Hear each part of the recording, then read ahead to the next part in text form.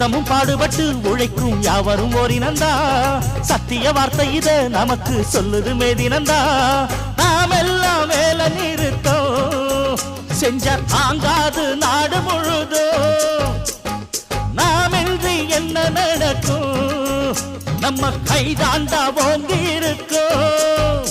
அட அடிச்சாலும் குடிச்சாலும் அண்ணன் தம்பி நீயும் நானுண்டா உழைப்பாளி இல்லாத நாடுதான் எங்கும் இல்லையா